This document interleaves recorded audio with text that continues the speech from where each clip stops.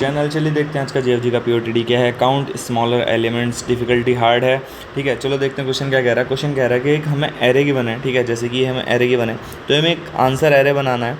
ठीक है, ये 12 1 2 3 0 11 4 एक आंसर एरे बनाना है जिसमें हमें फिल करना है कि 12 है तो इसके राइट में कितने एलिमेंट्स इससे छोटे हैं, तो सारे के सारे एलिमेंट्स इससे छोटे हैं, हाँ, तो 6 आ गया आंसर। ठीक है, अब जो 1 है इसके राइट में कितने एलिमेंट्स 1 से छोटे हैं, 0, मतलब एक ही एलिमेंट है तो 1 आ गया।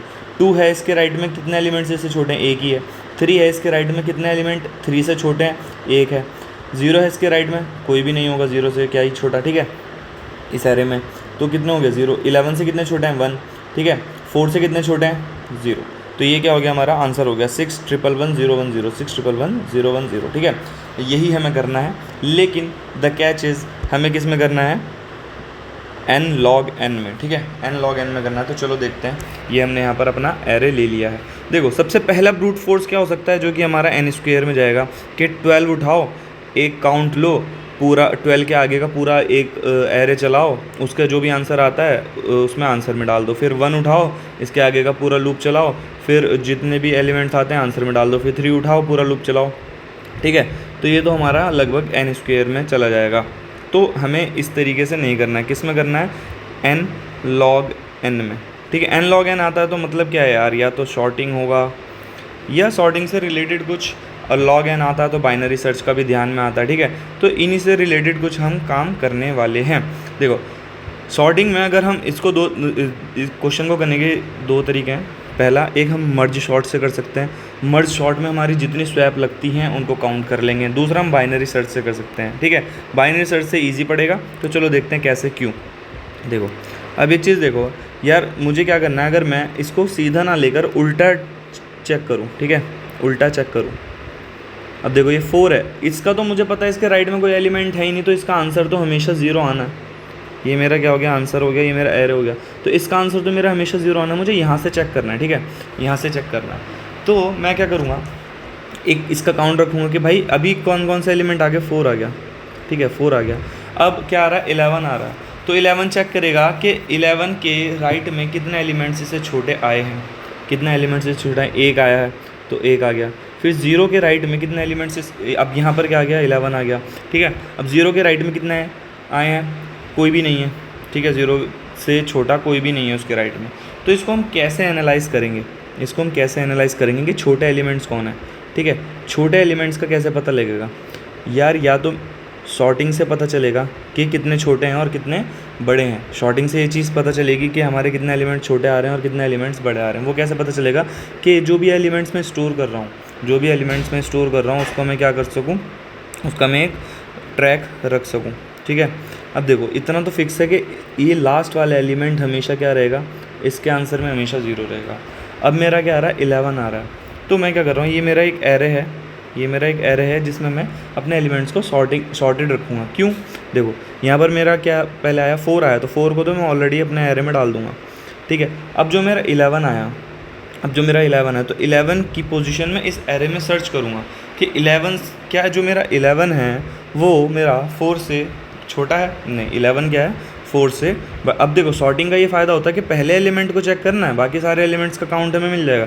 अब क्या है, 11 जो है मेरा 4 से बड़ा है, 11 जो है मेरा 4 से बड़ा है, तो क्या है, मतलब कितने एलिमेंट्स इसमें हैं जो 11 से छोटे हैं, एक एलिमेंट है, तो 11 को मैं क्या कर दूँगा, यहाँ पर फिल कर दूँगा। ठीक है, अब मेरा क्या आ रहा है, 0 आ रहा है, तो 0 आया, क्या 0 मेरा 4 से बड़ा है, नहीं, तो मतलब 0 मेरा कहाँ आएगा, यहाँ आएगा, यानी कि इससे पहले कोई एलिमेंट्स मेरा ऐसा है जो इससे बड़ा हो, इससे सॉरी जो इससे छोटा हो, नहीं, तो 0 के इसमें कितना आएंगे, 0। लेकिन अब हम ये फिक्स कैसे करेंगे कि इस एलिमेंट को कहाँ आना है। ठीक है, तो मेन हमारा काम यहाँ पर आता है। तो अब इसको यहाँ पर देखो कि ये मेरा क्या है, एरे है। ठीक है, ये मेरा क्या है, एरे है। अब इसमें मेरा क्या है, 4 हम पहले से डालेंगे, इसमें क्या होगा, 4 मैं पहले से डाल दूँगा। अब जब मेरा 11 आ रहा है ना, तो इस एरे में 11 की पोजीशन देखो कि इस एरे में 11 की क्या पोजीशन हो सकती है। जो इसकी पोजीशन होगी, सपोज़ 11 मेरा यहाँ आया, तो मतलब उससे पहले के सारे एलिमेंट्स क्या है, मेरे छोटे हैं, तो जो उसका इंडेक्स है वही उसका आंसर है। फॉर एग्ज़ाम्पल कैसे, अभी 4 का इंडेक्स क्या है, 0। ठीक ठीक है। 4 अभी एरे में है, अभी 11 आ रहा है, तो 11 की वैल्यू क्या होगी, 11 किस इंडेक्स पे आना चाहिए, 1 इंडेक्स पे, ठीक है। 11 किस इंडेक्स पे आना चाहिए, 1 इंडेक्स पे, तो 11 से छोटे कितने एलिमेंट हो गए, 1। ये चीज़ समझ आई। अब आगे बढ़ो तो समझ आएगा। अब क्या है 0 1, अब क्या आ रहा है 0 आ रहा है, तो 0 की पोजीशन इस एरे में फाइंड करो कहाँ आ सकती है। 0 की पोजीशन इस एरे में कहाँ पे आ सकती है, क्या यहाँ आएगी, क्या यहाँ आएगी, क्या यहाँ आएगी, हाँ यहाँ आएगी। 0 की पोजीशन क्या बनेगी, 0 इंडेक्स बनेगा, ठीक है। इसका क्या बनेगा, 0 इंडेक्स बनेगा, तो इसके आंसर कितने हो जाएंगे 0।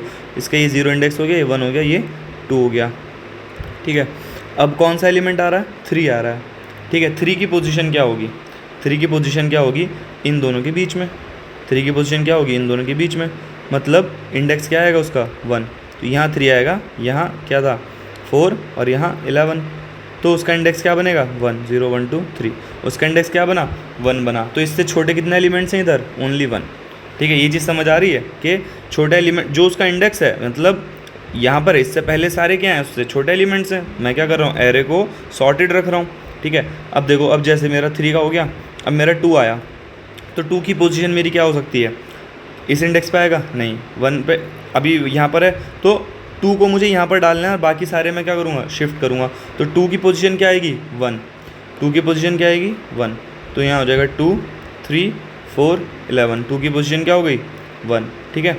2 की पोजीशन कौन से इंडेक्स पे आ गई 1, तो इसमें कितने एलिमेंट्स आएंगे जो इससे छोटे हैं, ओनली 1, ठीक है।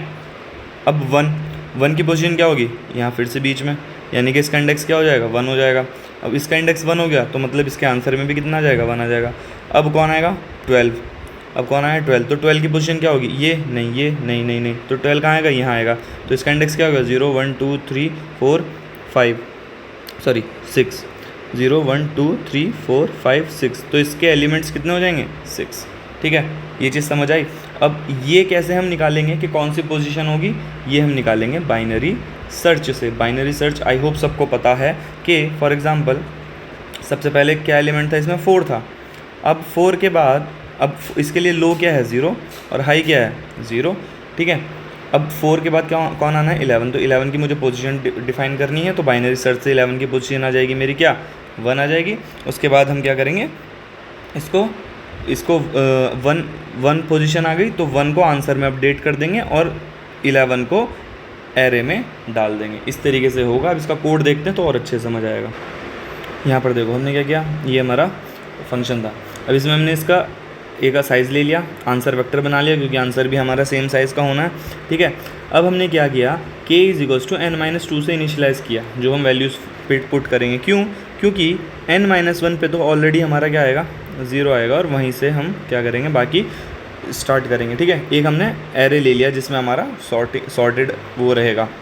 अब हम क्या करेंगे, एरे में सबसे पहले क्या डाल देंगे 4 को डाल देंगे। ये एरे हमारा है, ये हमारा आंसर है, इसमें सबसे पहले क्या डाल दिया 4 डाल दिया, ये मेरा 0 इंडेक्स पे है, ठीक है।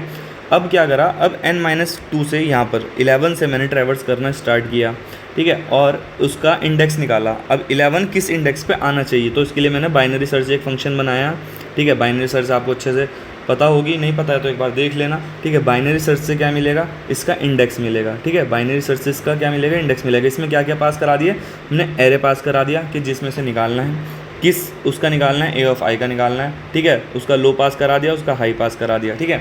अब जैसे ही इंडेक्स मिल जाएगा, जैसे ही इंडेक्स मिल जाएगा तो आंसर ऑफ k में क्या डाल देंगे, उसकी वैल्यू, तो मतलब 11 का इंडेक्स क्या मिलेगा 1, तो 11 का अगर इंडेक्स 1 मिला तो आंसर में 11 से छोटे एलिमेंट्स कितने हो जाएंगे 1, तो आंसर में 1 डाल दिया और k को माइनस कर दिया। उसके बाद 11 को एरे में इंसर्ट करेंगे, 11 को एरे में इंसर्ट करेंगे। ये इस किसी भी पोजीशन पर इंसर्ट करने का फंक्शन है, इस तरीके से करते हैं, ठीक है। तो इसी तरीके से पूरी एल्गोरिदम चलती रहेगी। आई होप ये चीज़ आपको क्लियर हो गई होगी। If in case you understand the solution please make sure to subscribe the channel, like the video. इसी के साथ यार गाइज वाइंड अप करते हैं। आई होप मैंने ये चीज़ अच्छे से आपको क्लियर कर दी होगी सॉल्यूशन की।